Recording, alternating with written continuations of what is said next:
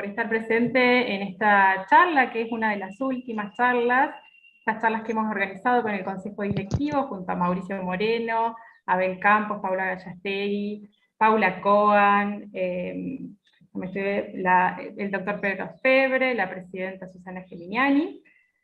Bueno, como todos saben, las charlas les hemos dado un marco virtual. Esto nos ha permitido acercarnos a todos y a todas los que están en el interior de la provincia.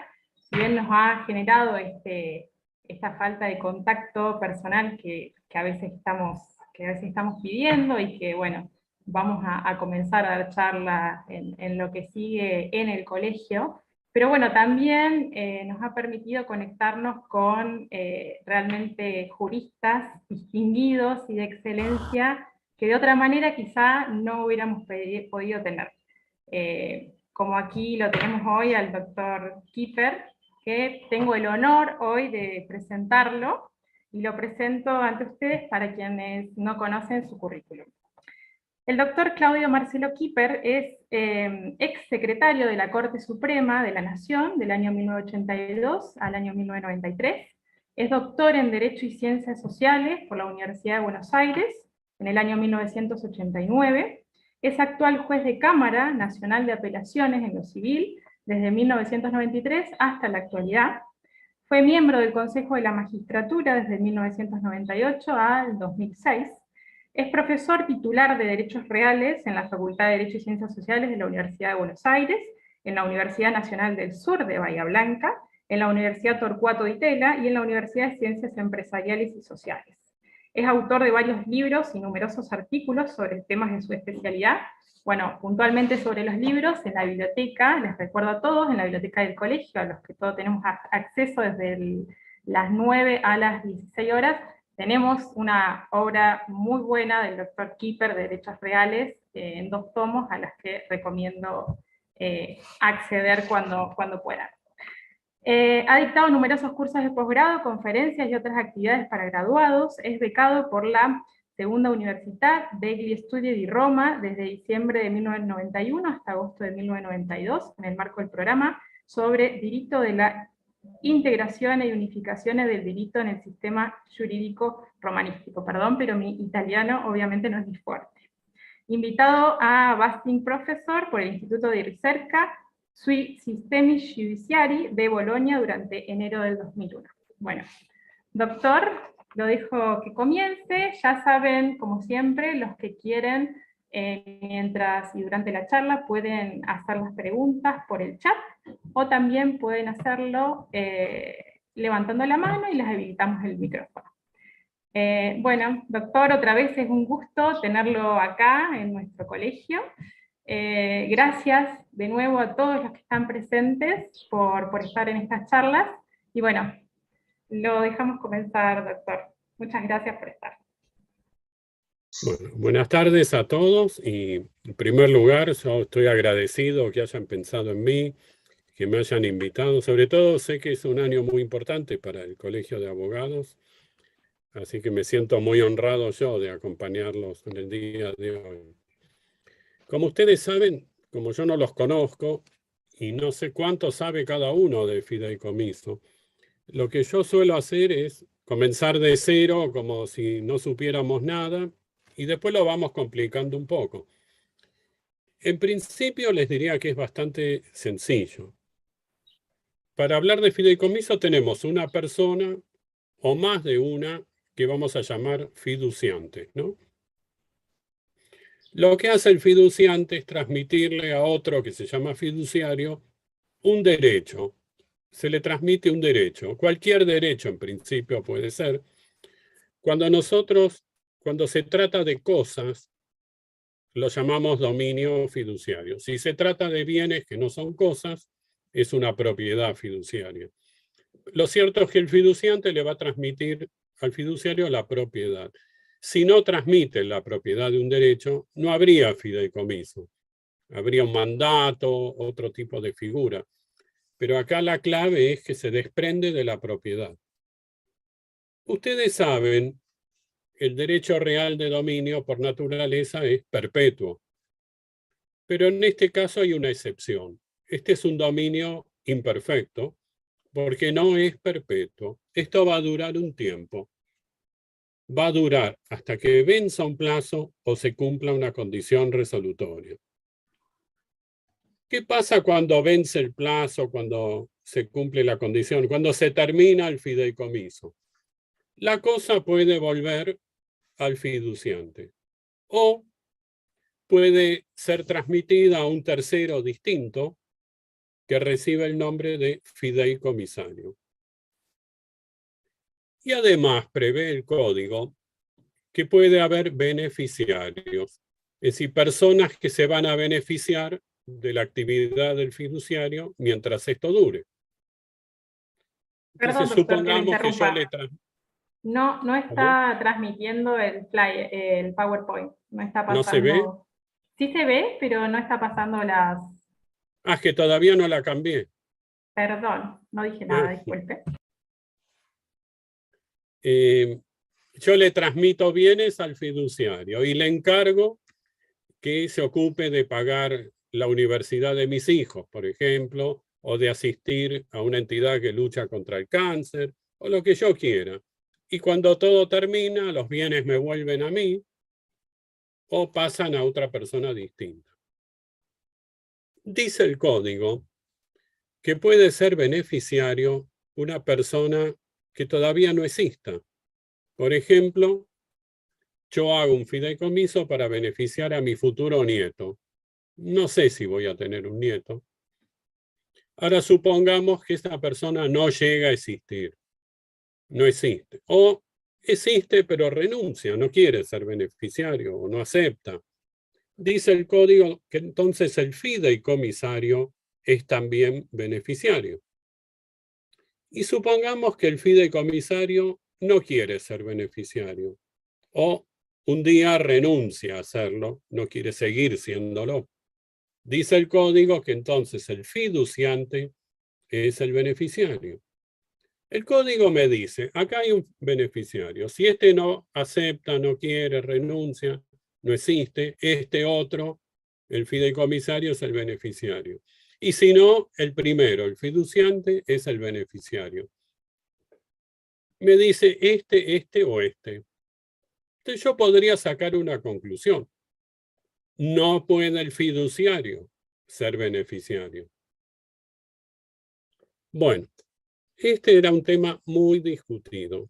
La mitad de la biblioteca decía que el fiduciario podía ser beneficiario, la otra mitad decía que no, yo estaba entre los que decíamos que no, pero el código, el nuevo código que rige desde el 2015 dice que sí, que el fiduciario también puede ser beneficiario. A mí no me gusta, creo que puede haber un conflicto de intereses, pero es lo que dice el código, ¿no? Después vamos a ver por qué se hizo esa modificación. Entonces, esto que ustedes ven es el esquema máximo, donde intervienen todos estos personajes. Pero en realidad puede haber un fideicomiso con solo dos personas, el fiduciante y el fiduciario. Eso sí, tienen que estar. Los demás no necesariamente, pueden estar o no. Pero sí tiene que haber dos para suscribir el contrato y el fiduciante puede ser beneficiario y también fideicomisario, es decir, que todo le vuelva a él. ¿Qué pasa si se muere el fiduciante? Y bueno, sus herederos van a ocupar su lugar mientras dure este contrato de fideicomiso.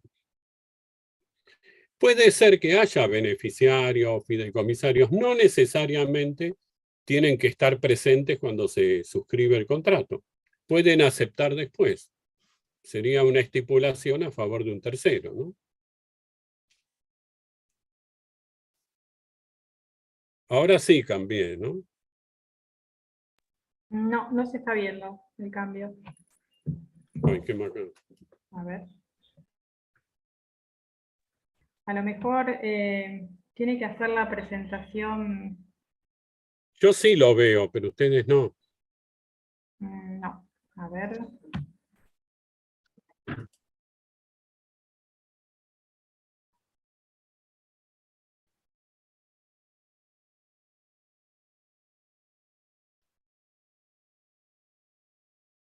Y ahí salió de compartir pantalla. Sí. A veces me pasa que lo tengo que hacer todo de nuevo. ¿Ahora se ve otra? Y ahí se ve otra. Muy bien. Cuando se hace esto, siempre se busca una finalidad, un motivo, hay un objetivo.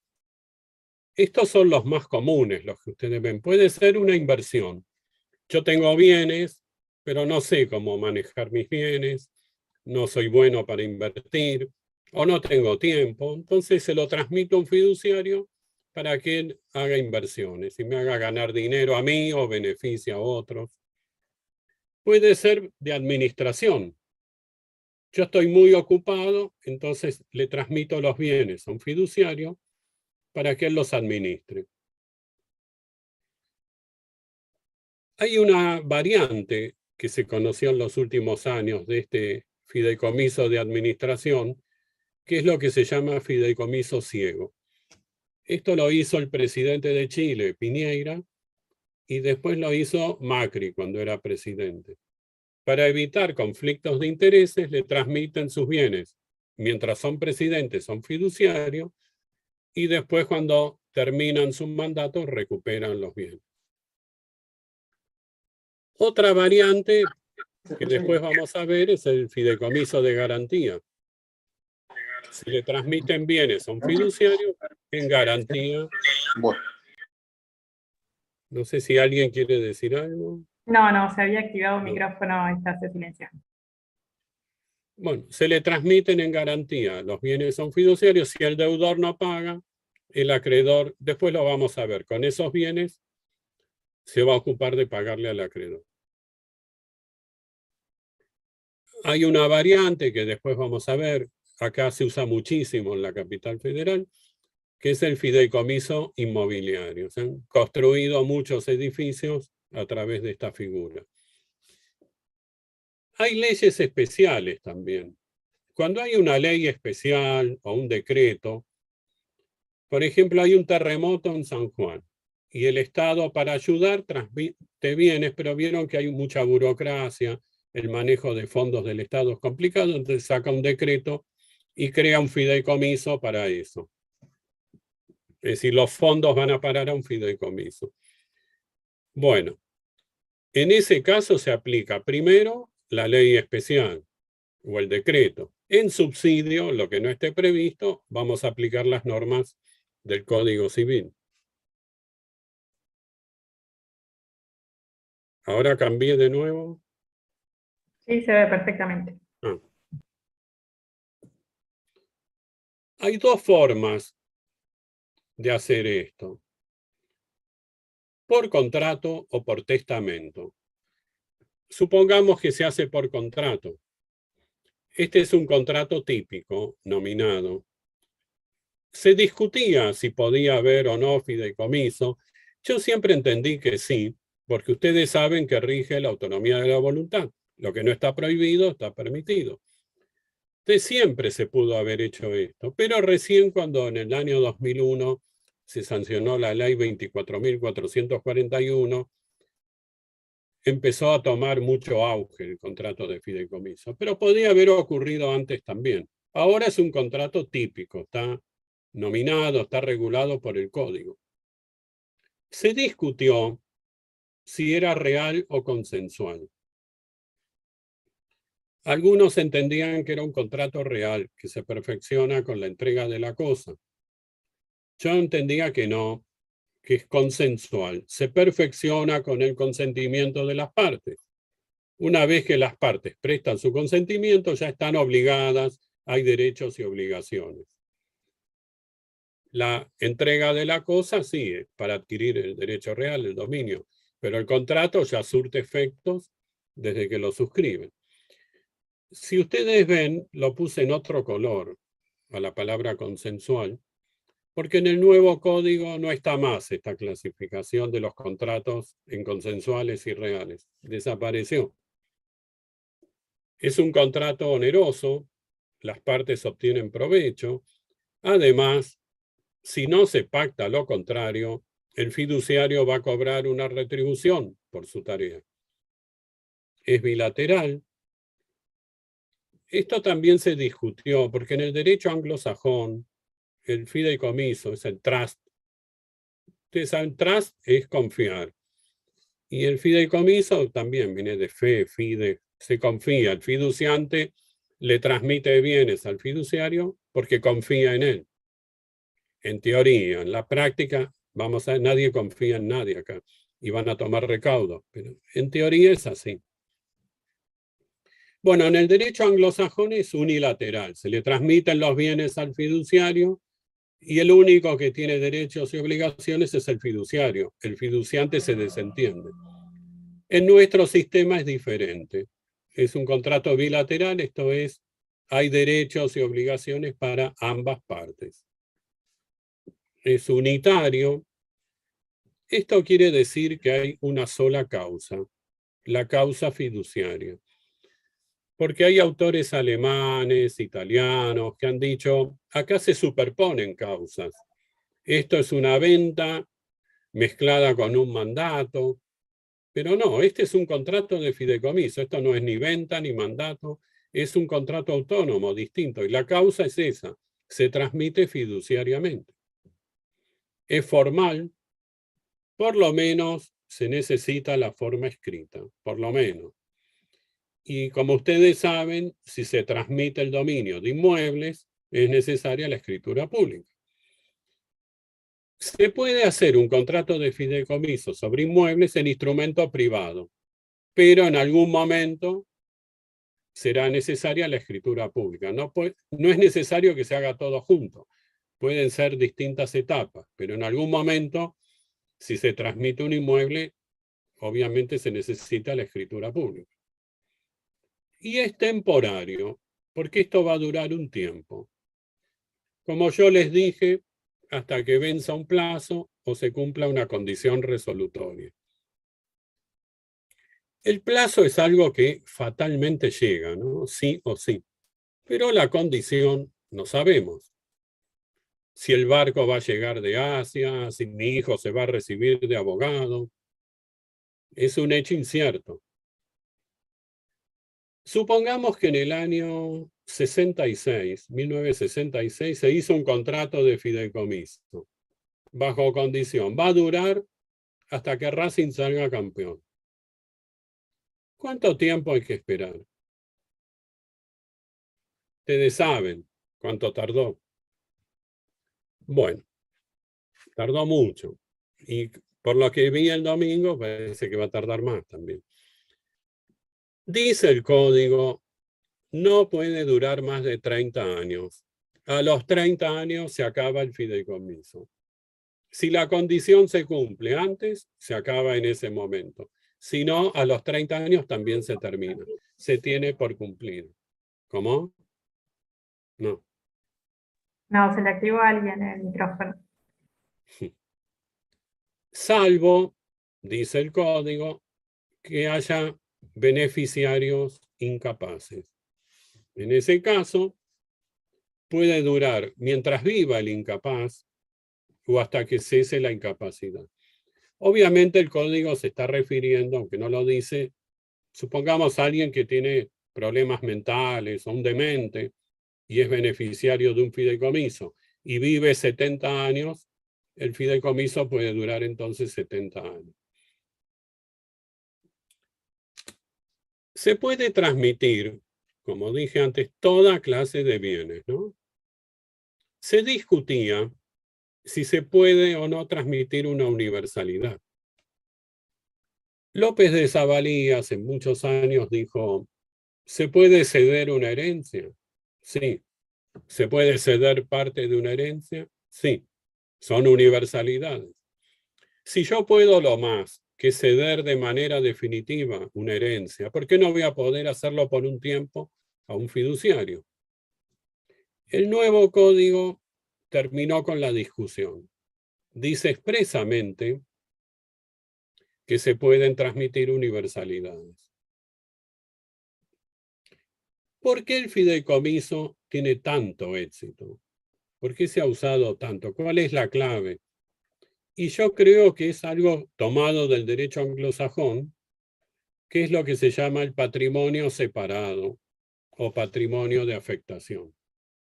Yo le transmito bienes a un fiduciario. Ahora él es el dueño de lo que yo le transmití. Y a lo mejor él tiene acreedores. Y ustedes saben que el patrimonio del deudor es la prenda del acreedor. Entonces yo digo, caramba, le transmito bienes al fiduciario, pero si él tiene acreedores, sus acreedores pueden embargar los bienes. Y me jorobo.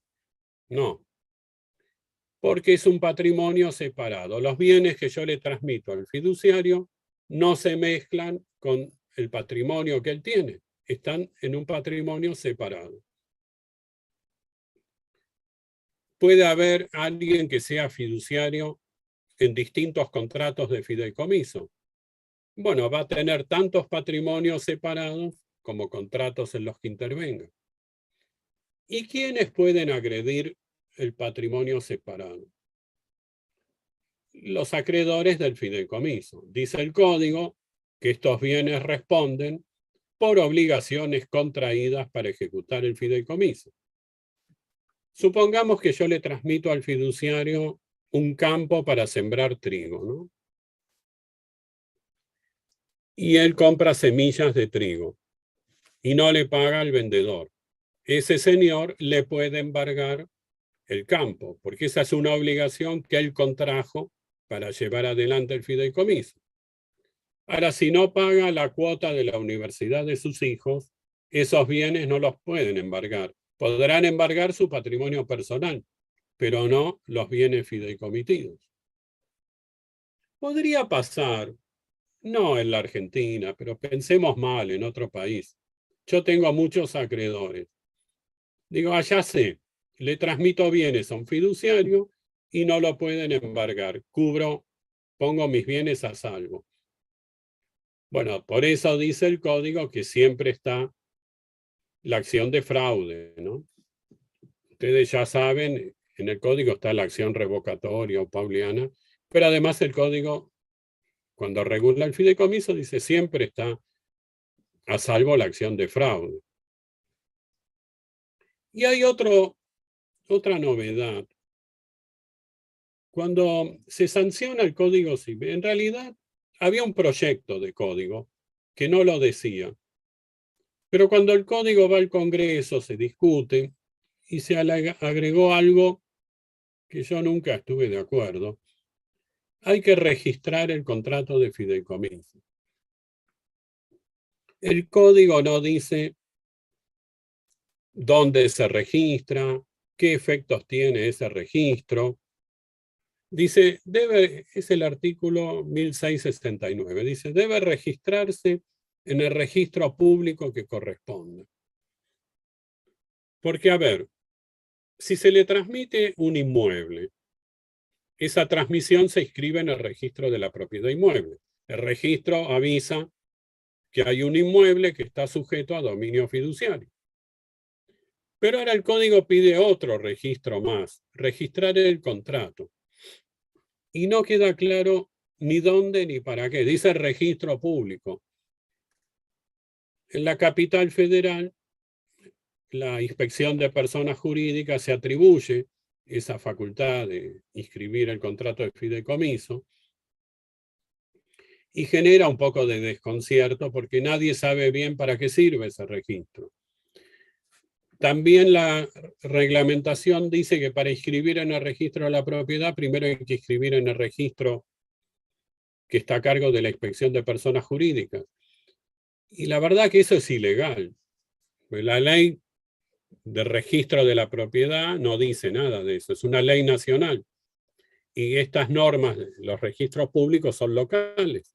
Las normas locales no pueden alterar lo que dice una ley nacional. Ignoro cómo es en La Pampa, si hay un registro para esto. Sé lo que está pasando en la capital. Aquí se inscribe en el registro que tenemos público de comercio y de personería jurídica. Se inscribe el contrato.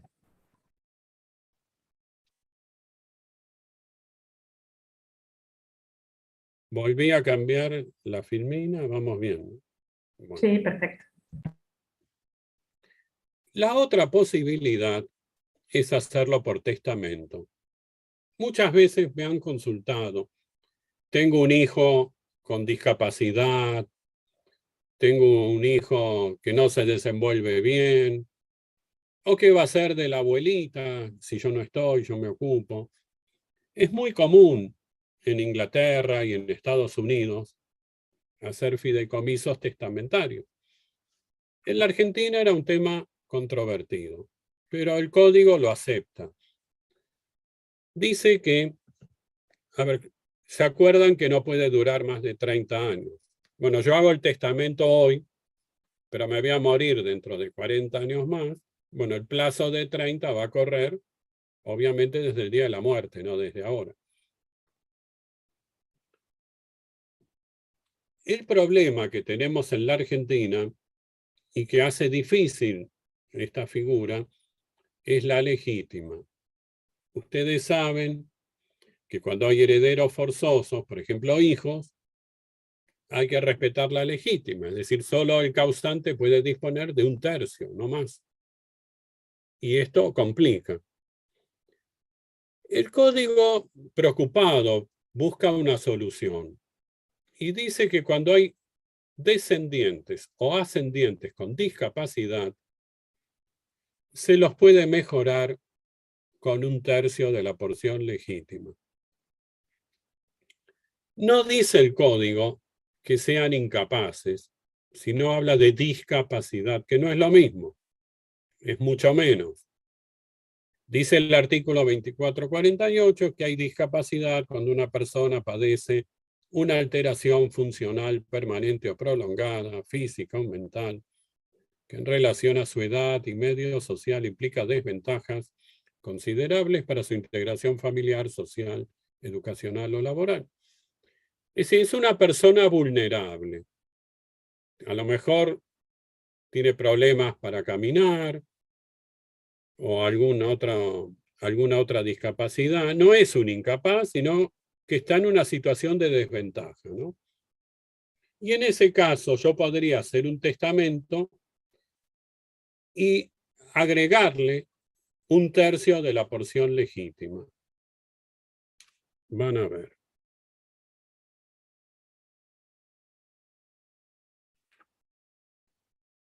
Primer problema. Si yo tengo herederos forzosos, hago un fideicomiso, es decir, cuando me muera, mis bienes pasan al fiduciario. Y cuando se termina el fideicomiso, ellos van a recibir los bienes. Si tienen que esperar 30 años para recibir los bienes, es decir, para heredarme, eso afecta a la legítima. Podría hacerlo solo por 1/3. La doctrina dice, bueno, esto se puede hacer, pero hasta por 10 años. Porque hay normas en el código, como el artículo 2330, que permiten mantener indivisa la herencia por 10 años. Entonces, por analogía, dicen hasta 10 años se puede hacer esperar al heredero, sacrificarlo un poco, no más. Esto es lo que dice la mayor parte de la doctrina. En solitario, Carregal dice que esto viola el derecho de propiedad. Y es para pensar, ¿no? Él dice, yo puedo ir al casino y perder todos mis bienes, pero no puedo hacer esto en un testamento. Bueno, a mí tampoco me gusta mucho la legítima.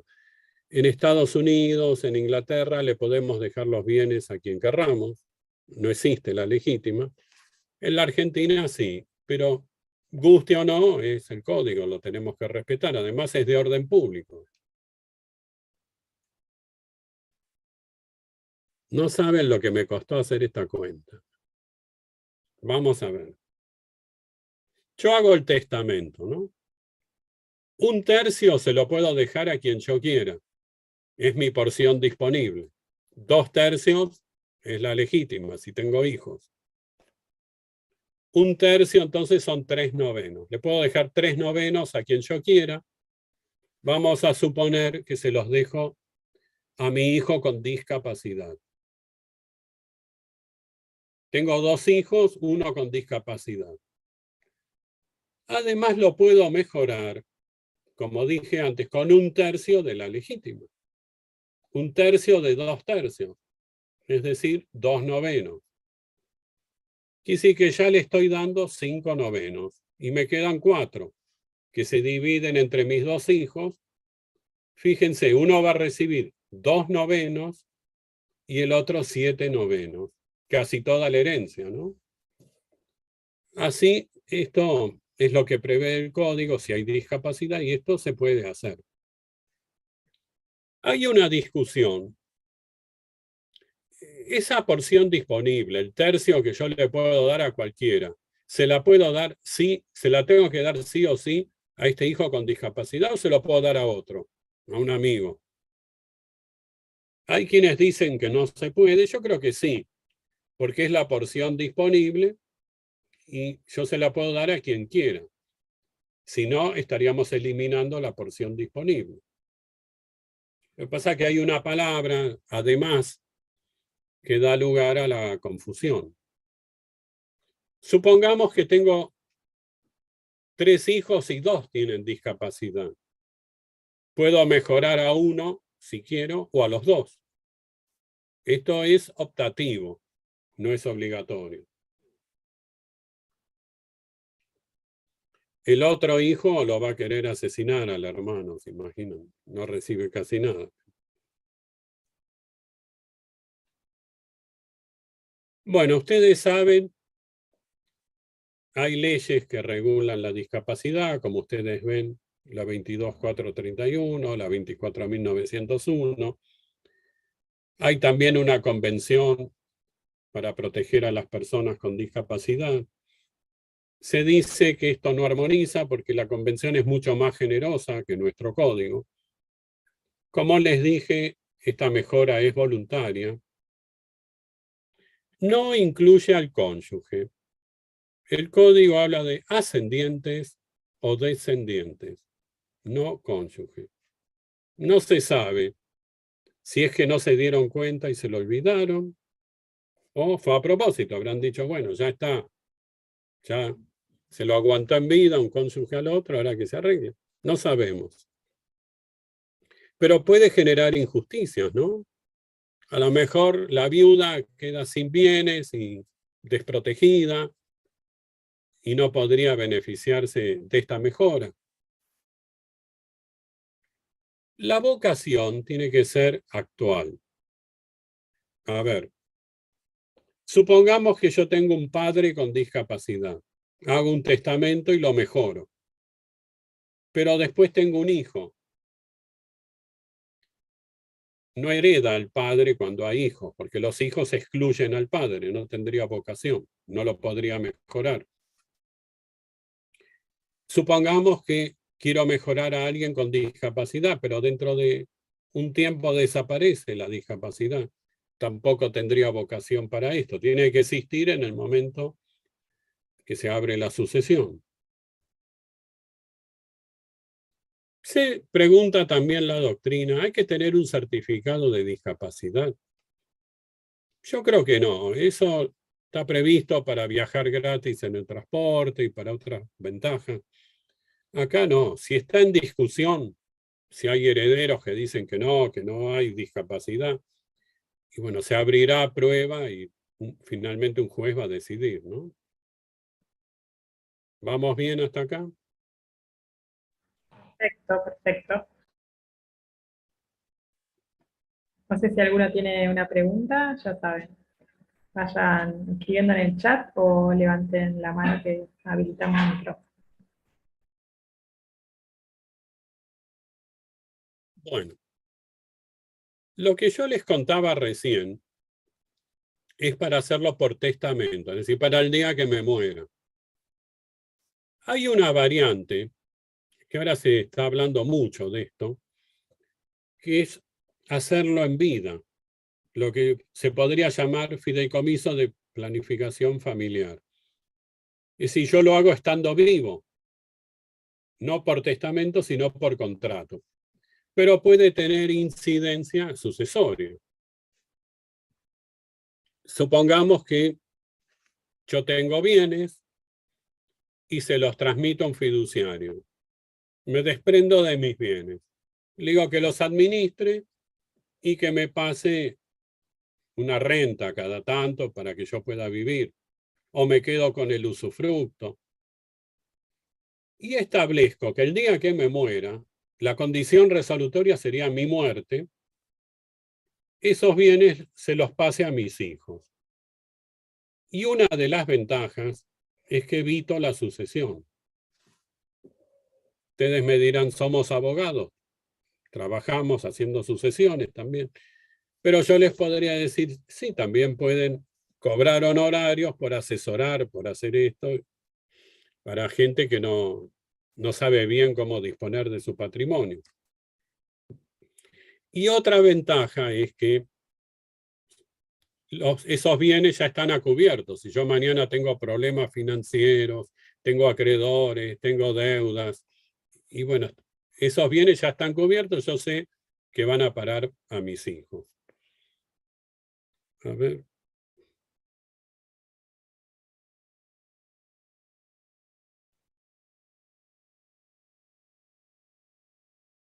Acá, por ejemplo, les puse un ejemplo. Un señor le transmite bienes al fiduciario y sus hijos son los beneficiarios.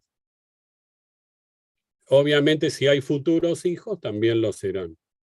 Él convive con una mujer, ¿no? Y pacta que él va a ser el fideicomisario. Él le había donado un inmueble a un sobrino con cargo. Se tenía que recibir en 10 años. Si no se recibía, se caía la donación. Si se cae la donación, el fiduciario también va a incorporar ese bien al patrimonio fideicomitido. Es decir, en el patrimonio fideicomitido tenemos inmuebles, dinero y donaciones. Me olvidé de decirles que la mujer con la que convive también es beneficiaria del fideicomiso, ¿no?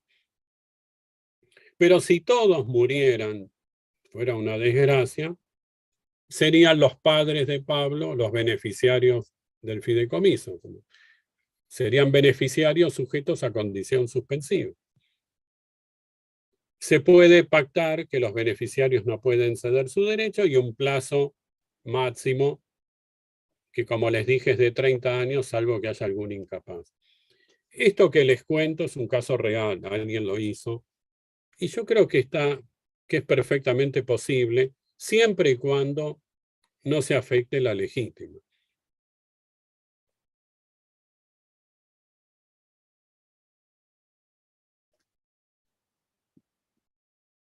A ver.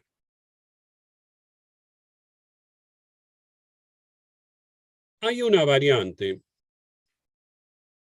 porque ustedes saben que están prohibidos los pactos sobre herencia futura. Pero ¿qué pasa? Supongamos que hay una empresa. Un señor tiene una empresa y tiene hijos. Vieron que a veces pasa que hay un hijo que lo ayuda en la empresa, está metido con el padre, tiene ideas para que la empresa avance aún más, mejore. Y los otros dos hijos no les importa. Uno se dedica a la música, otro a algo distinto. Y él sabe que el día que se muera y sus hijos estén en la empresa va a haber problemas.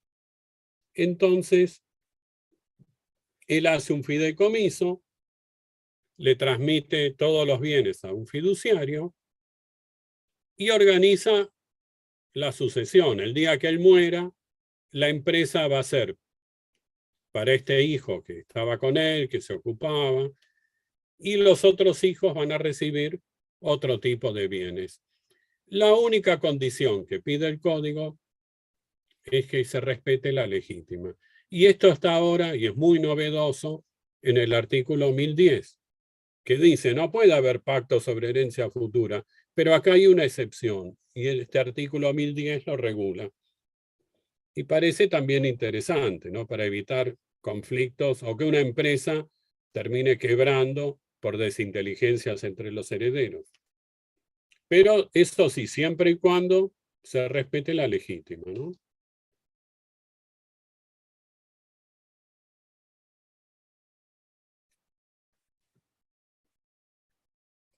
Bien, sabemos que hay uno o más beneficiarios de un fideicomiso.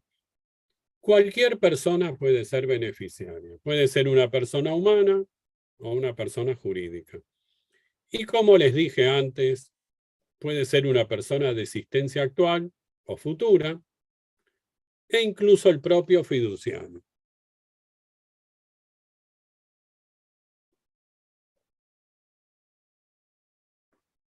En algún momento el beneficiario tiene que aceptar. Puede ser tácita la aceptación. Si yo todos los meses voy y cobro la renta, tácitamente estoy aceptando. A lo mejor no hubo aceptación y al fiduciario le interesa mucho saber si el beneficiario va a aceptar o no. Dice el código que hasta lo puede demandar judicialmente para que diga si acepta o no. ¿Qué derecho tiene el beneficiario? El fiduciario es dueño. Y si es dueño, como sabemos, los frutos son del dueño. El dueño hace suyos los frutos. No tiene un derecho real el beneficiario, sino es un derecho personal, a que el fiduciario cumpla con lo que dice el contrato o el testamento y le entregue el beneficio tal como está pactado. Este derecho es temporario porque sabemos que dura un tiempo, es transmisible, el beneficiario podría ceder a otro su derecho, es embargable. A mí me hubiera gustado acá que el código haga una distinción. Supongamos que yo hago un fideicomiso para beneficiar a mis hijos, para que les paguen la universidad, el alquiler, y mis hijos se contraen deudas. Sus acreedores podrían embargar. Y me salió mal la idea. Yo quería beneficiarlos con el fideicomiso y no lo consigo. A mí me hubiera gustado que el código distinga. Cuando es un fideicomiso con fines familiares, no para hacer negocio, que parte de los bienes sean inembargables. Parte de los frutos. Como por ejemplo está previsto para la protección de la vivienda. Cuando hay una vivienda familiar que está en un régimen de protección, al menos el 50% de los frutos son inembargables. Esto de que se puede embargar el beneficio lo hemos aplicado en un caso. Un señor tuvo un accidente en un viaje en colectivo, ¿no? Demanda a la empresa de transporte, gana el juicio, se la condena a pagar una indemnización. Cuando llega el momento, esta empresa era insolvente, no tenía bienes para embargar. Pero descubrió la víctima, el actor, que recibía un subsidio a través de un fideicomiso. Vieron que las empresas de transporte están subsidiadas y esto se hacía a través de un fideicomiso. Entonces pidió que se trabara embargo sobre esos bienes y le dijimos que sí, que tenía razón y que era factible el embargo. Y este derecho que tienen los beneficiarios no es exclusivo. Puede haber más de uno y acá el código da mucha libertad. Por ejemplo, se puede pactar el derecho de acrecer. Si alguno se muere o renuncia, que los demás acrezcan su parte o que haya beneficiarios sustitutos. Fíjense que cuando alguien se muere, la regla general es que lo continúan sus herederos. Acá no necesariamente, se puede pactar lo contrario, que otros acrezcan o que sean reemplazados los muertos por otros diferentes. Acá el código da mucha libertad.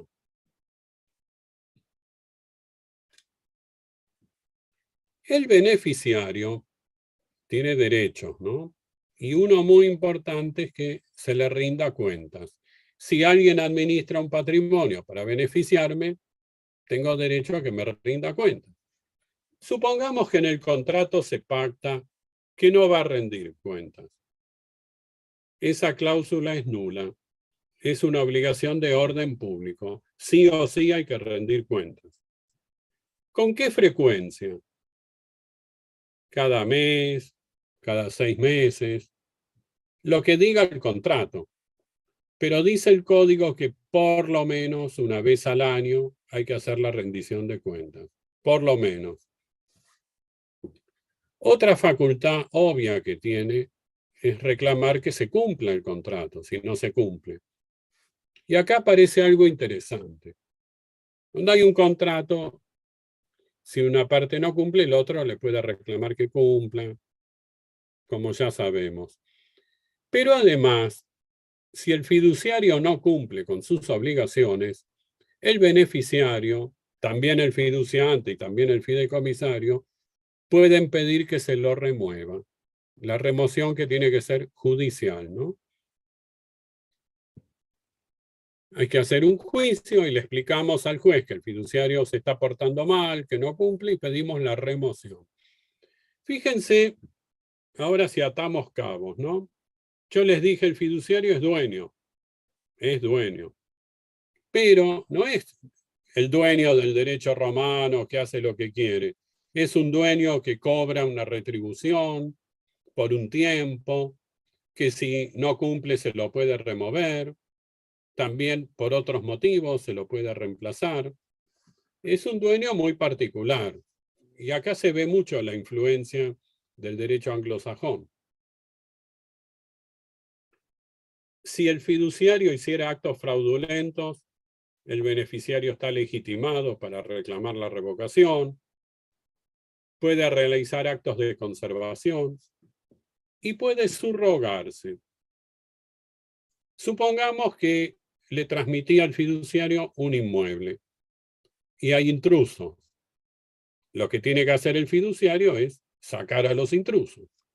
Pero si no lo hace, podría el beneficiario subrogarse, es decir, ocupar su lugar y actuar en su nombre para expulsar a los intrusos. No es tan sencillo porque el código dice que esto se puede hacer si el fiduciario no hiciera lo que debe hacer sin motivo suficiente y que hay que pedirle permiso al juez para esto. Es decir, en el código está regulada la acción subrogatoria de manera más sencilla, pero si el beneficiario pretende subrogarse, necesita la venia judicial.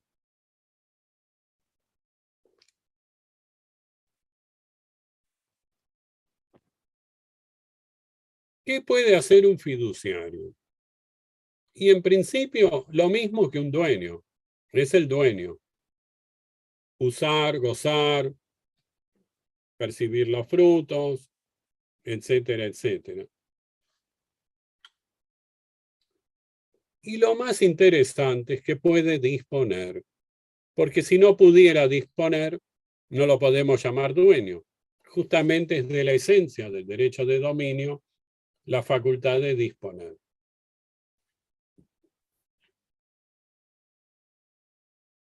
Dice el código, en el artículo 1688, que puede disponer o gravar, pero no cuando se le dé la gana.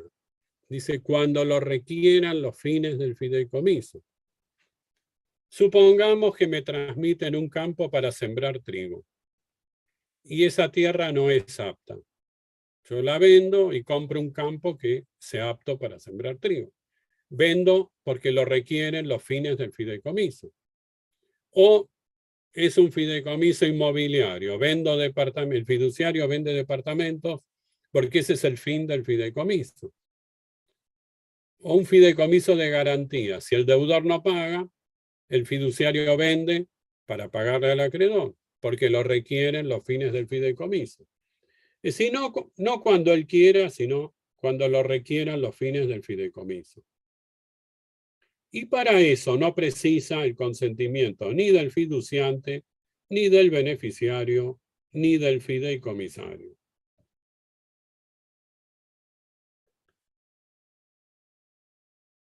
A ver.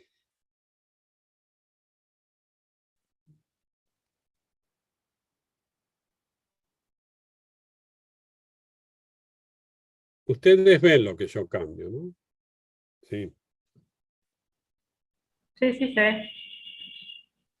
Bueno, supongamos que el fiduciario tiene un inmueble, es dueño de un inmueble, y se lo vende a un tercero. Él puede disponer. Un día se termina el fideicomiso y el fideicomisario le dice, ahora me toca a mí, transmitime el inmueble. Pero el fiduciario le dice, mira, hace varios años que se lo transmití a un tercero, ya no lo tengo más el inmueble, no te lo puedo dar a vos. Y supongamos que hubiera un conflicto entre el tercero y el fideicomisario. ¿Cómo lo resolvemos?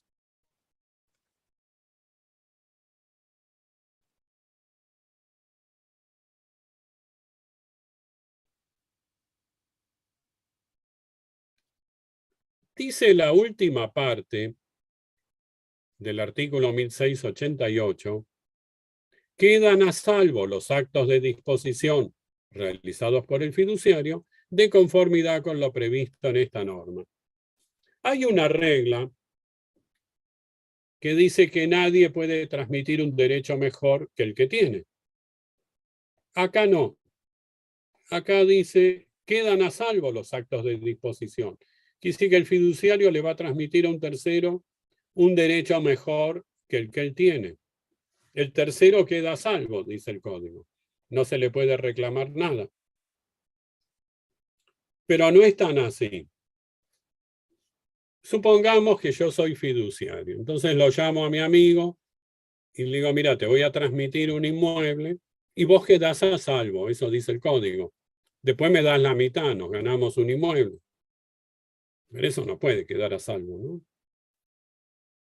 Dice el código, quedan a salvo los actos de disposición realizados de conformidad con lo previsto en esta norma, si se ajustan a lo que dice esta norma.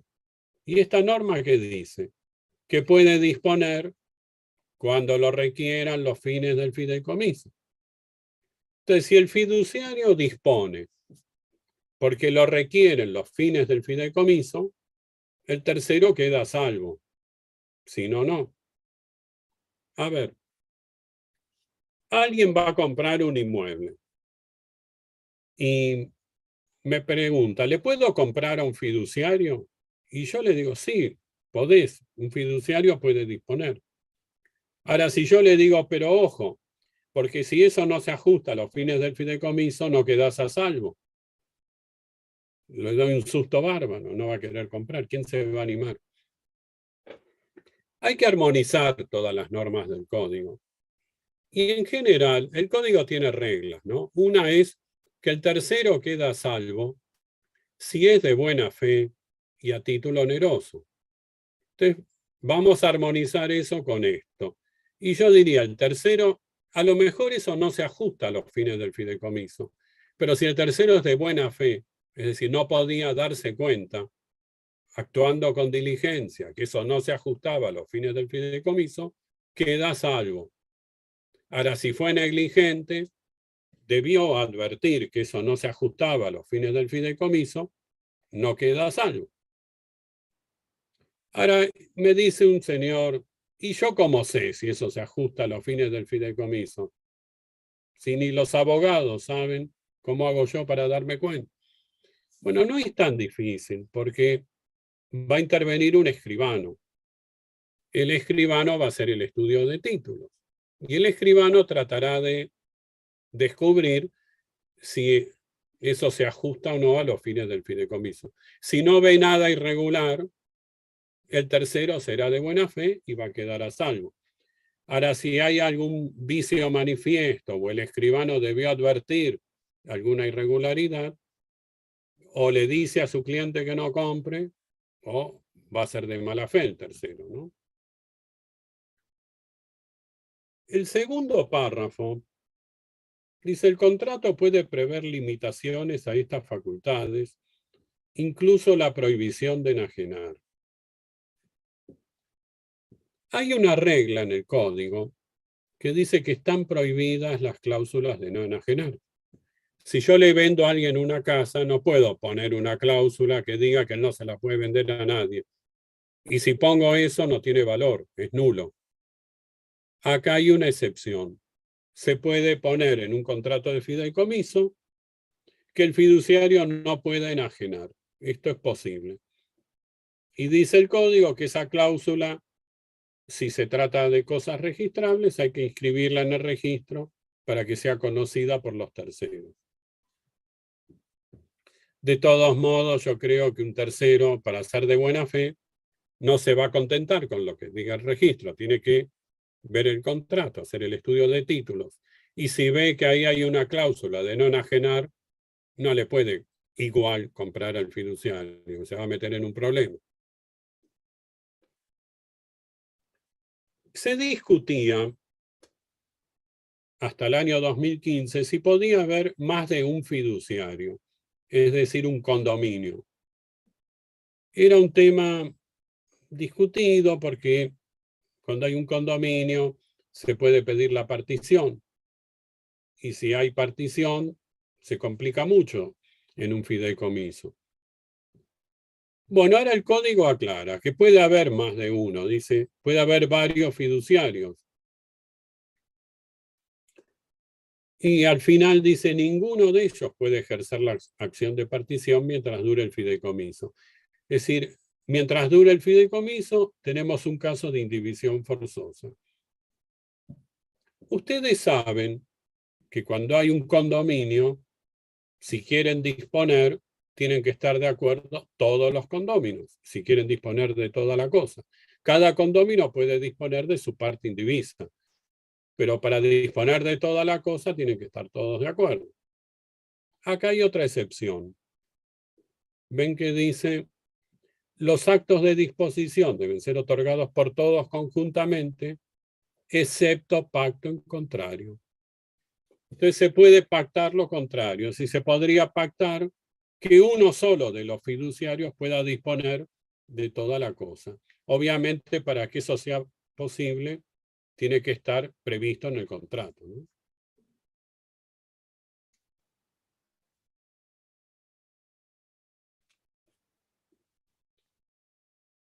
El fiduciario es dueño, ¿no? Cuando somos dueños de una cosa, puede ser que esa cosa cause un daño, sobre todo si es una cosa riesgosa. Y cuando hay daños causados por una cosa riesgosa, responden el dueño y el guardián. Y el fiduciario es dueño. La vieja ley 24.441 tenía un artículo 14 muy criticado, porque decía que el fiduciario respondía hasta el valor de la cosa. Entonces, si yo con un auto mato a 10 personas y causo daños por 10 millones, pero mi auto vale 200.000 pesos, yo respondía hasta 200.000 pesos, hasta el valor de la cosa. Y eso fue muy criticado. No era tan así la norma, había que interpretarla de otra manera, pero para que tengan una idea les cuento esto. El nuevo código reemplazó el artículo y ahora dice, acuérdense de esta primera frase, dice, sin perjuicio de su responsabilidad. El fiduciario tiene la obligación de contratar un seguro contra la responsabilidad civil que cubra los daños causados por las cosas objeto del fideicomiso. Los riesgos y montos por los que debe contratar el seguro son los que establezca la reglamentación y en defecto de esta los que sean razonables. Y ahora presten atención. Dice, el fiduciario es responsable en los términos del artículo 1757 y concordantes cuando no haya contratado seguro o cuando éste resulte irrazonable.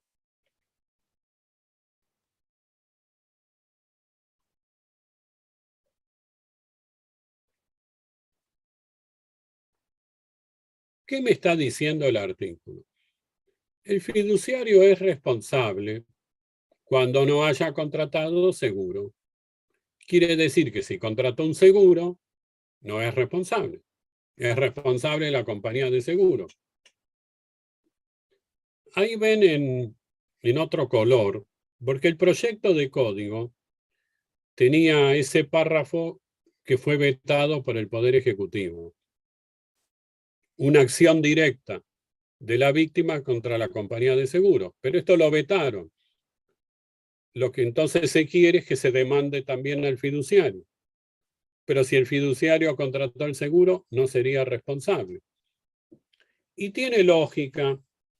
Supongamos que a mí me van a transmitir bienes fiduciariamente, pero esos bienes son riesgosos.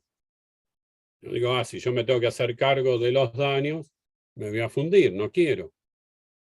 No puedo ser responsable de todo eso. Entonces la fórmula que busca la ley es que haya un seguro para que el fiduciario se quede tranquilo.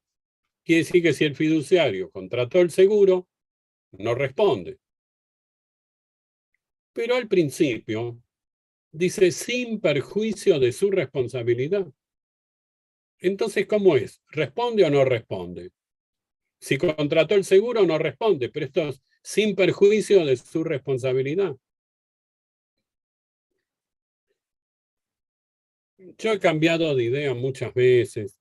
Me da trabajo este artículo, pero se me ocurrió lo siguiente.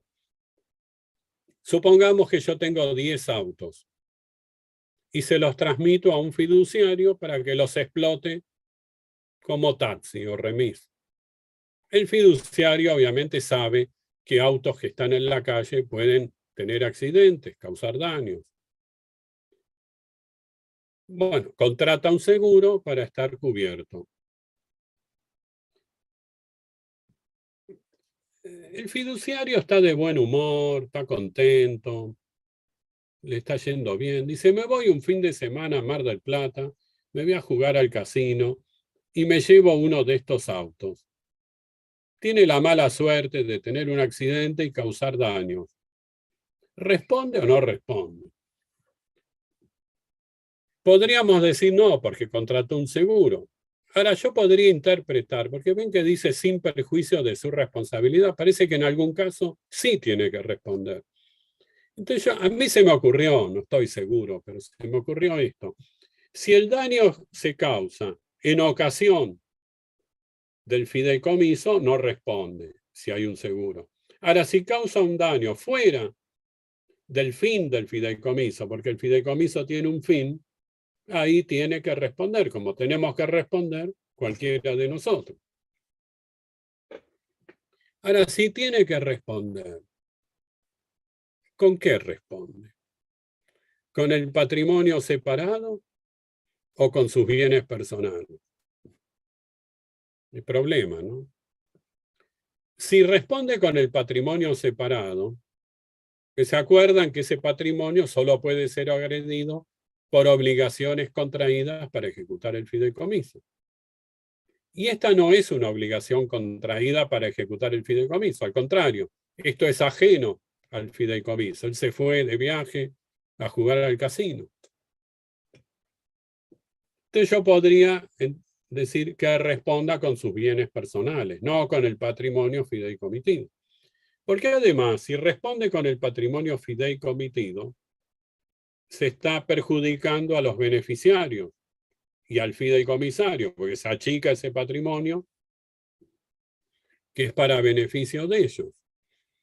Entonces se me ocurre que esta debería ser una solución para darle sentido también a esa frase que dice sin perjuicio de su responsabilidad. En algún caso se ve que tiene responsabilidad. Pero Doctor, les hay una confieso... pregunta. Sí, no, Sí. perdón. Hay No, una que es pregunta opinable esto, ¿no? Sí, sí, escucho. en el marco de esto que estaba comentando. El doctor Toribio Enrique Sosa, que le agradecemos también la participación, pregunta, ¿y no puede ser responsable fuera del riesgo de la cosa por su culpa? Sí, podría ser otra interpretación. Como nosotros sabemos, la responsabilidad objetiva, porque el código habla del 1757, que es la responsabilidad objetiva, que eso no hay necesidad de probar la culpa, el responsable se libera probando el hecho de la víctima, en el caso fortuito, ¿no? Podría ser que responda si se prueba la culpa. Además, hay un contrato. Él firmó un contrato con el fiduciante, con los beneficiarios. Hay una responsabilidad contractual. Si él no actúa con diligencia, ahí el código es muy severo. dice que debe actuar con la diligencia del buen hombre de negocios, de un estándar más alto, no es el buen padre de familia, sino que le exige más al fiduciario, como actuaría un buen hombre de negocios. Así que si se probara la culpa, podríamos dejar de lado esta norma y volver a los principios generales. Es una posibilidad también. A mí me confunde un poco porque acá habla del 1757.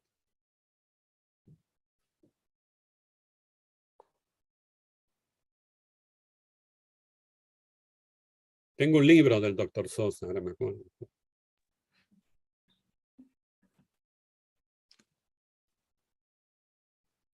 Se me trabó.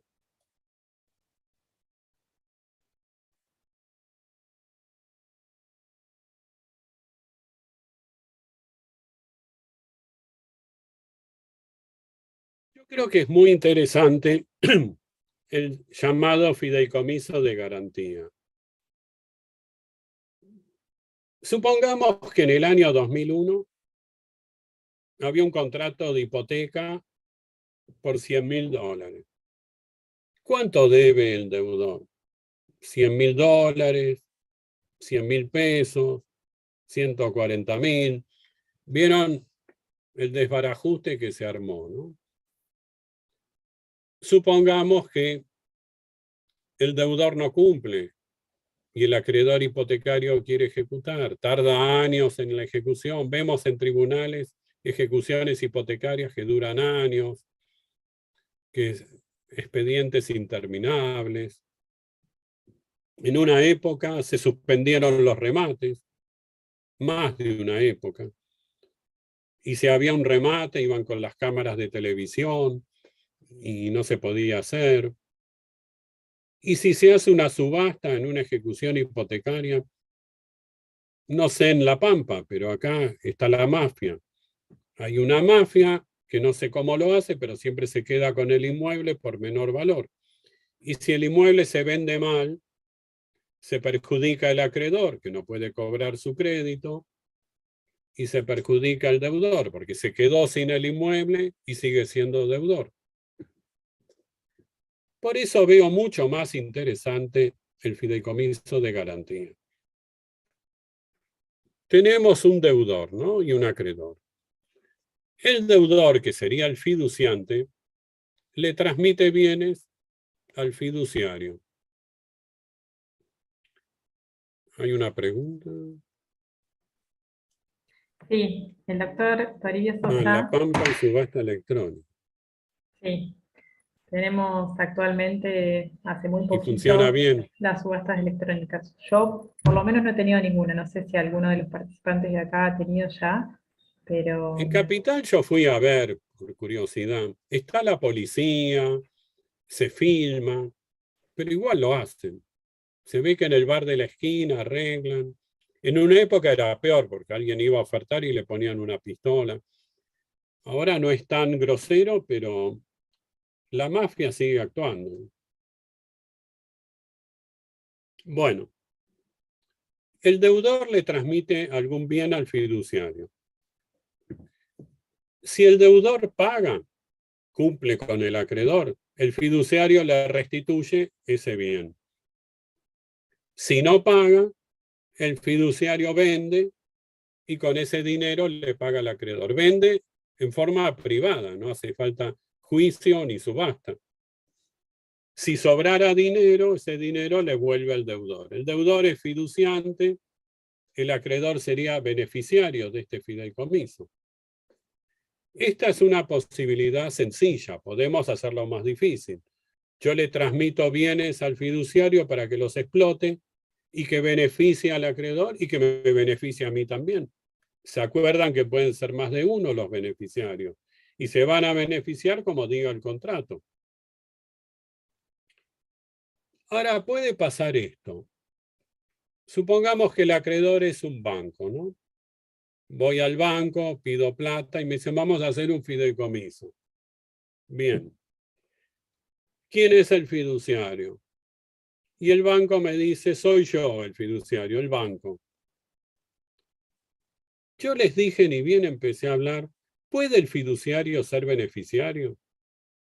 Y acá tienen el porqué. ¿Por qué se hizo la modificación?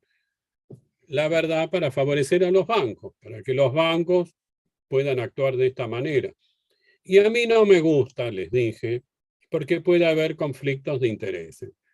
Yo creo que esto es interesante, que puede funcionar muy bien.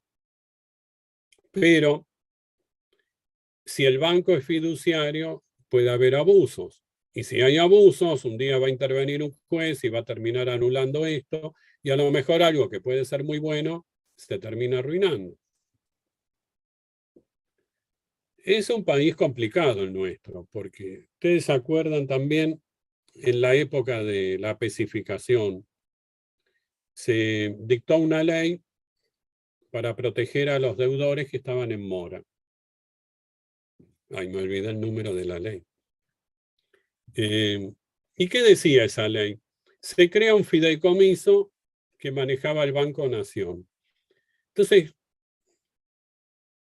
el Banco Nación le cobraba al deudor y le pagaba al acreedor. Hasta ahí vamos bien, pero esa ley decía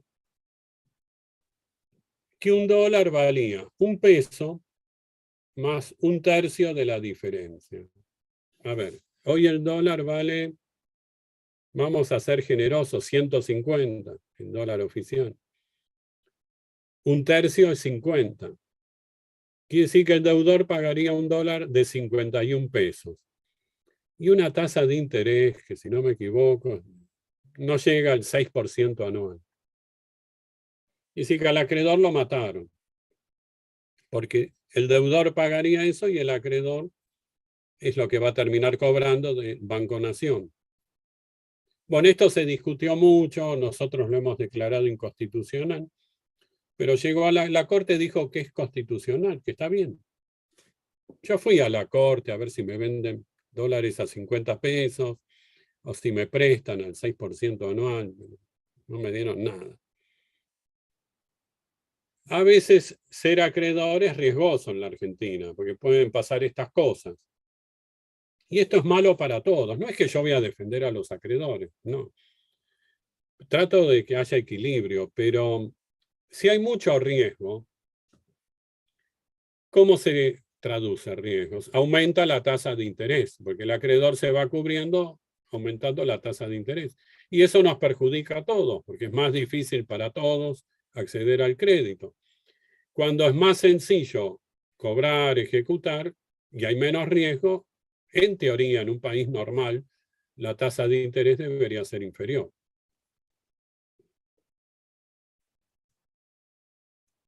Pero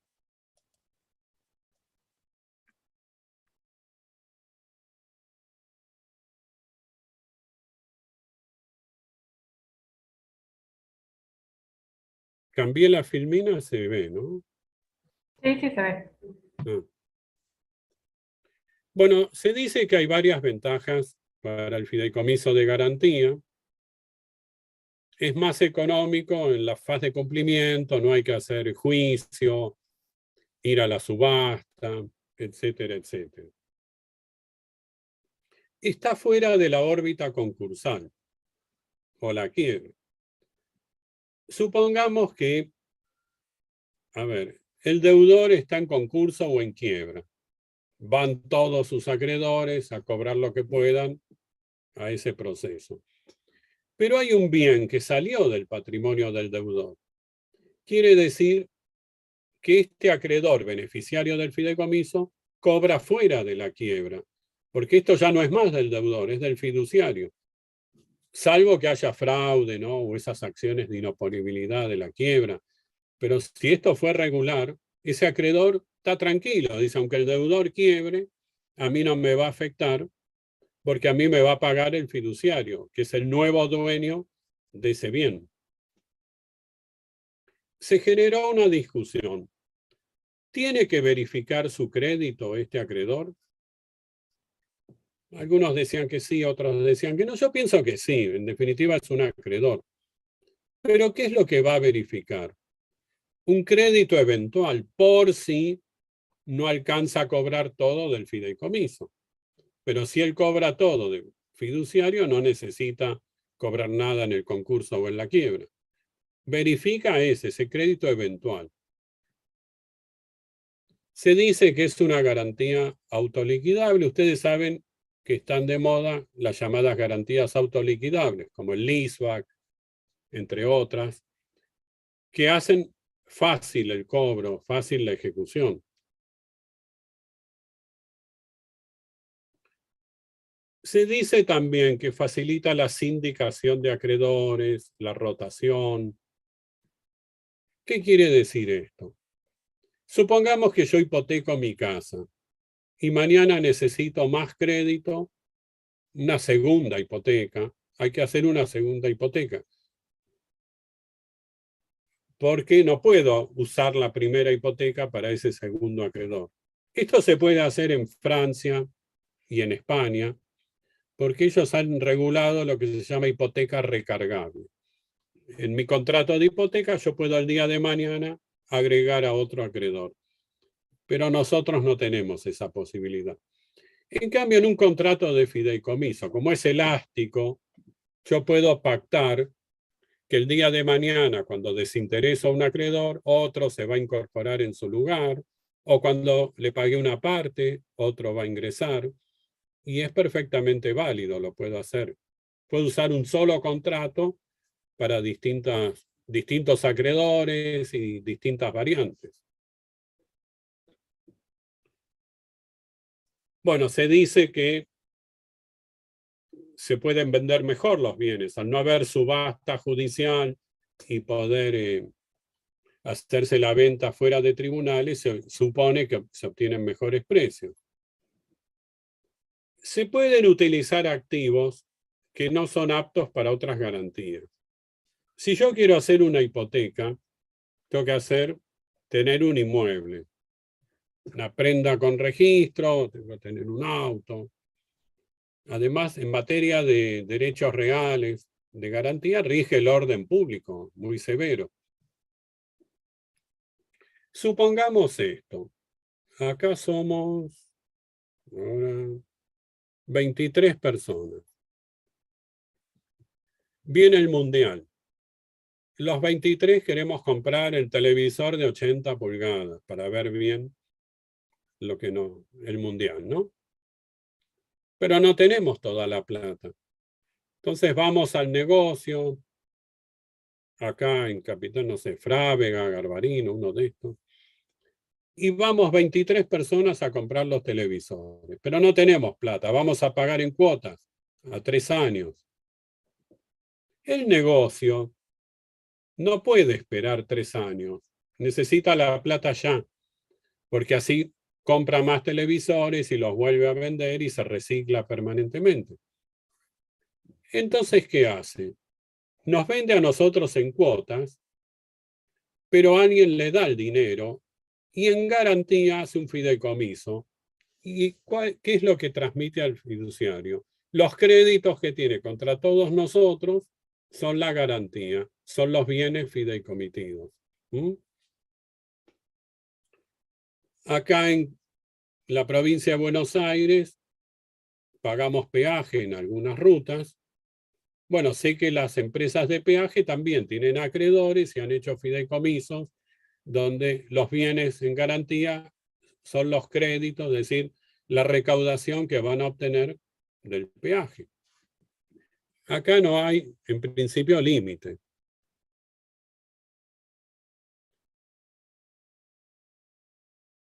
Hay quienes, sobre todo antes de la sanción del código, que odian al fideicomiso de garantía.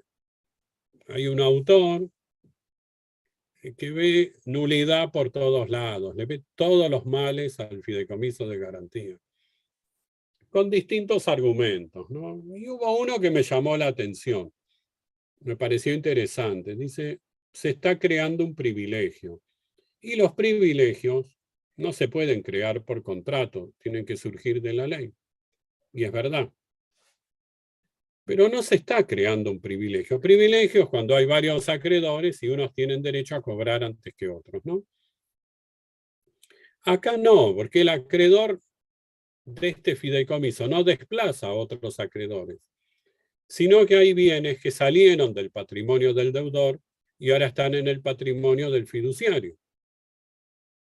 Y él va a cobrar porque el fiduciario le va a pagar. No es que va a cobrar antes que otros acreedores. Porque es como si hubiera dos deudores distintos. Un deudor que tiene muchos acreedores y un fiduciario dueño de un bien para pagarle al acreedor, beneficiario de ese fideicomiso. Son dos cosas distintas.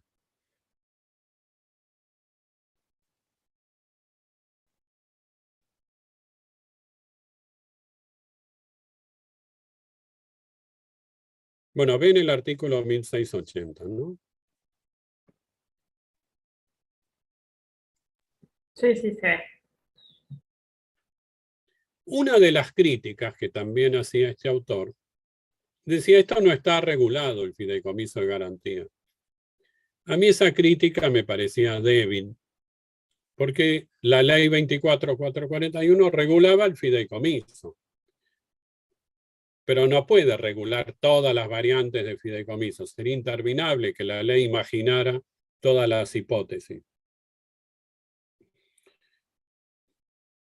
Pero ahora ese argumento no lo puede usar más, porque hay un artículo en el código dedicado al fideicomiso de garantía. El 1680 que dice, si el fideicomiso se constituye con fines de garantía, el fiduciario puede aplicar las sumas de dinero que ingresen al patrimonio, incluso por cobro judicial o extrajudicial, de los créditos o derechos fideicomitidos al pago de los créditos garantizados. Esta primera parte se refiere a que se hubiera dado en fideicomiso créditos. Supongamos que yo tengo créditos contra determinadas personas. Tengo deudores que me deben dinero y tengo un acreedor. Yo le transmito fiduciariamente al fiduciario los créditos.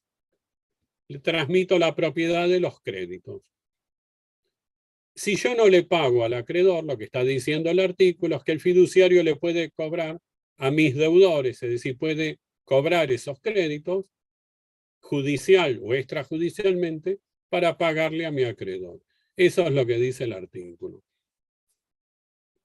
Porque en la transmisión, es decir, ustedes saben que los créditos se pueden dar en prenda. Puede haber prenda de crédito. Pero si yo prendo un crédito, el crédito sigue siendo mío, yo sigo siendo el titular. Le doy al acreedor la posesión, no la propiedad. Si transmito fiduciariamente un crédito, estoy desprendiéndome de la propiedad, no solo de la posesión. Esa sería la diferencia.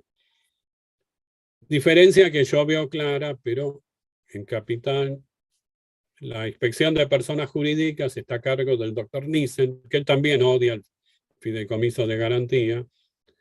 Y cuando hay fideicomiso de acciones, él dice que es una prenda. Pero no es lo mismo una prenda que un fideicomiso. Es obvio que no es lo mismo. Y en mi opinión, si alguien es fiduciario de acciones, tiene los derechos políticos, también puede votar en la asamblea, porque se le transmitió la propiedad, pero el doctor Nissen no está de acuerdo con eso. ¿Qué dice la segunda parte? Respecto de otros bienes, para ser aplicados a la garantía, el fiduciario puede disponer de ellos según lo dispuesto en el contrato. Y en defecto de convención, en forma privada o judicial, asegurando un mecanismo que procure obtener el mayor valor posible de los bienes. Supongamos que transmití en garantía un inmueble y no le pago al acreedor. Lo que dice esta segunda parte es que el fiduciario puede disponer del inmueble de acuerdo a lo que diga el contrato. Puede ser en forma privada o judicial. Es decir, lo que él tiene que procurar es obtener el mayor valor posible para pagarle al acreedor. Normalmente nadie va a hacer un juicio. Se va a vender en forma privada, se obtiene el mayor valor posible y el fiduciario le paga al acreedor. Ahora pensemos mal. yo soy el deudor. Y digo, uy, capaz el fiduciario vende mal. Se quiere sacar el problema de encima, vende el inmueble y yo me jorobo. Podemos pactar en el contrato una cláusula que diga que antes de vender tiene que pedir 3 tasaciones a inmobiliarias de la zona y no puede vender por un promedio, es decir, por una suma inferior al promedio de las 3 tasaciones. Así yo me quedo tranquilo. Y si lo hace, como ya les dije, el fiduciario también tiene una responsabilidad. Es decir, a mí me da esa tranquilidad. Si hace las cosas mal, lo puedo demandar. Incluso tiene una responsabilidad penal el fiduciario, no solo civil. Bueno, como se habrán dado cuenta, me gusta mucho el fideicomiso de garantía. Acá tienen mi mejor filmín. Se ha puesto de moda el fideicomiso inmobiliario. Es decir, se utiliza el fideicomiso para construir edificios, ¿no? Para vender departamentos en propiedad horizontal. Perdón, doctor, una pregunta sobre el fideicomiso de garantía. En el caso de que el fiduciante se hubiera reservado en el contrato facultades que se traslucen en un control efectivo de la disposición de los bienes, por ejemplo, eso a los ojos de los demás acreedores del fiduciante, en este caso, puede ser impugnado, como decir, en realidad no transmitiste la propiedad, sino que seguís siendo dueño por este control efectivo que estás realizando. No, la propiedad la tiene que transmitir. Si no, no habría fideicomiso. ¿Sí? Ahora, si yo soy acreedor y hay una cláusula que dice que para vender hay que pedirle permiso al deudor, que es el fiduciante, y yo no le presto el dinero, porque ya no es una garantía suficiente para mí. Porque sí, lo interesante es que si el deudor no paga, el fiduciario venda. Y si vende porque lo requieren los fines del fideicomiso, y el fin del fideicomiso es ese. Si hubiera que pedirle permiso al fiduciante para vender, se desnaturalizaría ese fideicomiso de garantía, ¿no? Si es esa la pregunta. En realidad yo me refería a los deudores propios del fiduciante, que no están dentro del fideicomiso, no son... ¿Deudores o acreedores? Perdón, acreedores. Acreedores. Si Acreedores. no hay fraude, no pueden decir nada. Claro, pero de alguna manera este control efectivo que sigue teniendo sobre los bienes. Porque yo me imagino el supuesto en que entra en quiebra el deudor, como usted supuso en un supuesto, y los deudores del que es fiduciante no alcancen a satisfacer, perdón, Los acreedores. los acreedores no alcancen a satisfacer sus créditos con los bienes existentes. Entonces ven del otro lado el fideicomiso creado, y ven el contrato y dicen, a ver, hay cláusulas que suponen un control efectivo del fiduciante sobre los bienes que transmitió al Pero si fiduciario no en hay el fideicomiso. fraude, no pueden hacer nada. Ahora, supongamos que se venden los bienes y el acreedor de ese fideicomiso cobra y sobra dinero, ese dinero podría ir a la quiebra, porque ese dinero es del deudor, le vuelve al deudor. Perfecto. Ahí el doctor Toribio dice, esa facultad de control puede hacer creer en fraude, un indicio sería, podría Sí, ser. yo no creo que un acreedor de un fideicomiso de garantía acepte ser controlado por el deudor. Generalmente es al revés. Las condiciones las imponen los acreedores, ¿no? Claro. Si no, sí, sería sospechoso, sería raro. Bueno, a ver. Acá somos ahora 19, qué desastre. Esto es lo malo del Zoom, yo veo cómo me abandonan. Bueno, los 19 que estamos acá, tenemos dólares en el colchón. ¿Qué hacemos con los dólares? El colchón es peligroso, ¿no? El banco también no nos da tanta seguridad llevar la plata al banco. Vamos a invertir en la construcción de un edificio. Nosotros somos fiduciantes. Le vamos a dar nuestros dólares a un fiduciario. Atrás del fiduciario hay un desarrollador, gerenciador, un genio este hombre, porque él gana plata sin poner plata de su bolsillo, sino con la plata de los demás. La verdad que sabe hacer eso, nosotros no sabemos. Bueno, le transmitimos nuestros dólares al fiduciario. Eso entra en un patrimonio separado. Con ese dinero el fiduciario va a comprar un terreno. Ahora el terreno está en el patrimonio separado por subrogación real. Y falta construir el edificio. Hay otras personas que quieren comprar un departamento, pero no tienen plata, no les alcanza. Bueno, van a poner un adelanto, supongamos un 30%, y pagan cuotas. Y con el dinero que va ingresando al fideicomiso, el fiduciario construye el edificio.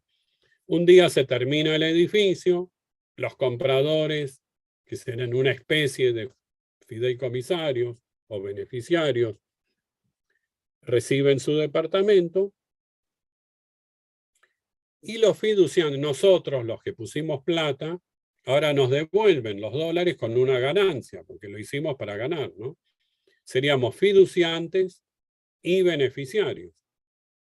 A lo mejor no se venden todos los departamentos. Algunos quedan sin vender. Podemos prever en el contrato que se repartan entre los fiduciantes. ¿Se acuerdan que les dije que se puede ceder, el beneficiario puede ceder su derecho, pero se podría pactar que no? Es válida esa cláusula. También si se muere un fiduciante, les dije antes, se lo reemplaza por otro, o sus herederos ocupan su lugar, o hay derecho de acrecer entre ellos, lo que se pacte en el contrato. Todas esas posibilidades la ley las permite. He visto que en algunos contratos se pacta, pues yo les dije que el fiduciario cobra una retribución, ¿no? Nadie va a hacer esto gratis. A veces vi que se pacta que el fiduciario se queda con algún departamento en compensación. Hay que tener cuidado con eso, porque hay un artículo en el código que dice que el fiduciario no se puede quedar con los bienes cuando termina el fideicomiso. Eso está prohibido y es de orden público.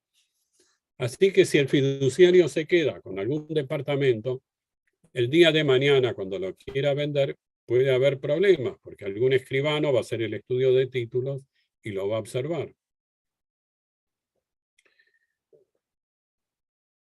Hemos tenido problemas también. Lamentablemente esto es muy lindo, pero a veces los vendedores se atrasan, peor, a veces desaparecen con el dinero y no construyen nada. Por suerte, la mayoría de los contratos de este tipo terminaron bien, pero hay problemas. Nos ha tocado algún caso. Un señor compra un departamento. Primero les cuento algo. Este es un fideicomiso inmobiliario. Antes les hablé del fideicomiso de garantía. Se puede mezclar a los dos. El caso es así. Yo soy una empresa constructora. Tengo un terreno, quiero construir, pero no tengo plata para construir. Voy al banco, el banco me presta la plata, pero el banco quiere una garantía. ¿Y qué hace lo que vimos antes? El banco dice, bueno, me transmitís el inmueble en garantía. Soy fiduciario. El banco empieza a vender los departamentos que construye la empresa y se va cobrando su crédito. El dinero que sobre va a ser la ganancia de la empresa constructora. Y si la empresa va a construir sin poner dinero, lo va a poner el banco y el banco lo recupera con la venta de los departamentos. Bueno, un señor compró un departamento en construcción.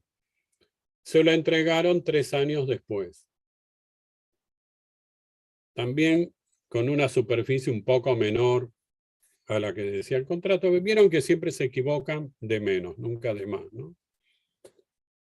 Bueno, se atrasó 3 años la construcción y él demanda los daños y perjuicios. Demanda a la empresa constructora y al banco. La empresa constructora se defiende y dice, bueno, hubo casos fortuitos, hubo mucha lluvia, hubo huelgas de obreros. Le dijimos, no, si usted se dedica a la construcción, sabe que va a llover, que va a haber algún paro de obreros, no son excusas, eso no es caso fortuito. La empresa tiene que responder por la renta que perdió este señor por el atraso. El banco contesta la demanda y dice, yo no tengo nada que ver. Yo le presté la plata a esta empresa para que construya. Tengo un contrato con la empresa que dice que ella es responsable de todo lo que tenga que ver con la construcción. Bueno, nosotros entendimos que también era responsable el banco. En primer lugar, porque acá hay una relación de consumo. La ley que protege al consumidor entendía que son responsables todos los que intervienen en la cadena.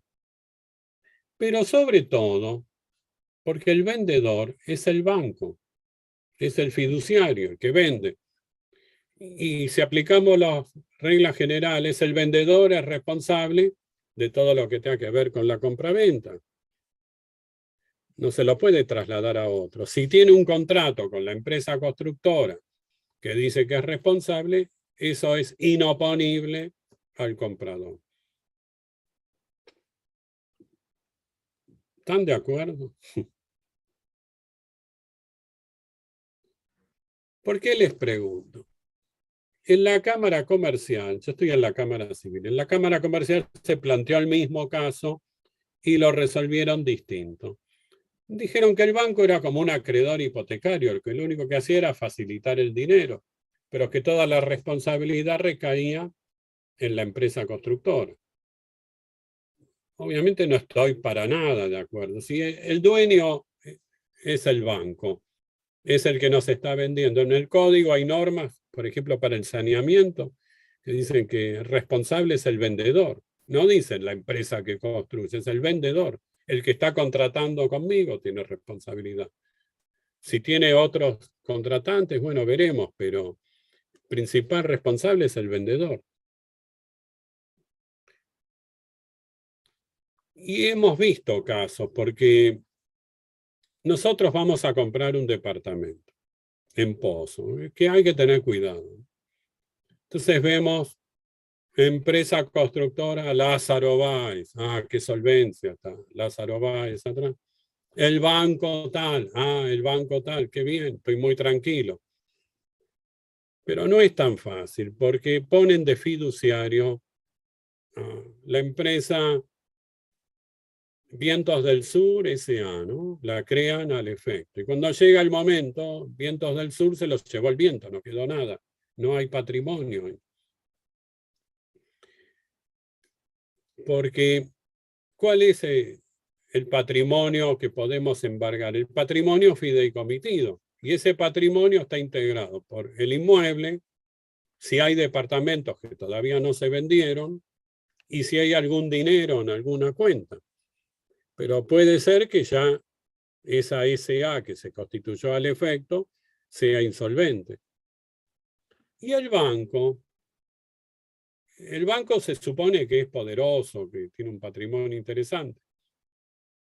No es tan fácil, porque el banco también cuando contesta la demanda dice, bueno, yo no respondo, pero si tuviera que responder, respondo con el patrimonio separado, no con mi patrimonio personal, de todo el banco. Es decir, con la plata que haya en una cuenta del banco que está separada de este fideicomiso. Y puede ser que ya no quede nada en esa cuenta, ¿no? En suma, en general esto ha funcionado. pero siempre hay que tener un poco de cuidado. Cuando compramos en pozo, ya sea un fideicomiso o con un boleto de compraventa, existe riesgo de que no se cumpla o que se atrase. Es muy difícil de evitar ese riesgo. Y estamos en un país complicado, ¿no? Con mucha inflación, muchos problemas. No es para cualquiera esto, hay que tener un poco de estómago. Bueno, creo que hay una pregunta. El doctor Toribio dijo responsabilidad concurrente, que puede ser Sí, viable. sí. Ahora, indiciariamente veo que sí. Si hay publicidad del banco que interviene en la transacción, a las personas se les genera una expectativa de que hay una responsabilidad Sí. detrás y una confianza. Y el fideicomiso, creo que se funda en la confianza, me parece a mí, aplicar las reglas del derecho de consumo y que sean Podría responsables ser, todos los de sí. la cadena, me parece justo. Sí, lo cierto es que dice el código que el fiduciario responde con el patrimonio fideicomitido, no con todo su patrimonio. Entonces habría que sortear ese obstáculo. Puede ser un argumento la confianza que genera, ¿sí? Es que cuando vamos a comprar y vemos el cartel del banco, nos da tranquilidad. Se supone que el banco tiene mucha solvencia, pero no siempre es tan así, ¿no? O tenemos esta dificultad.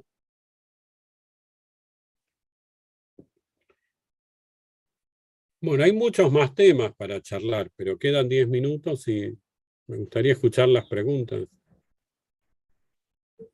El doctor Toribio que escribió, quien genera una apariencia queda atrapado en ella. Sí, es verdad, pero también es verdad que la ley se supone conocida.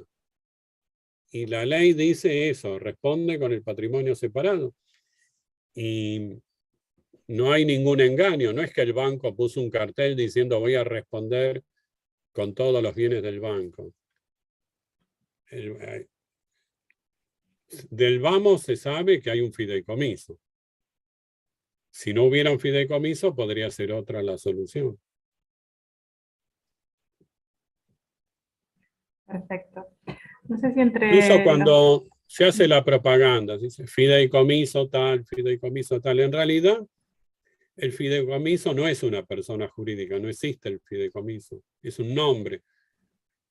El responsable es el fiduciario, una persona humana o una persona jurídica, pero no tiene personalidad propia el fideicomiso.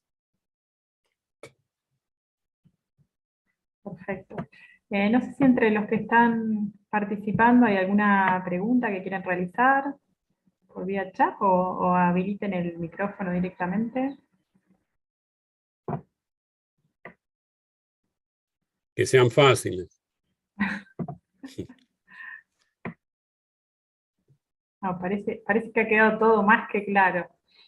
Ojalá. No hay No sé, ninguna... porque lo bueno de esto es dudar, ¿no?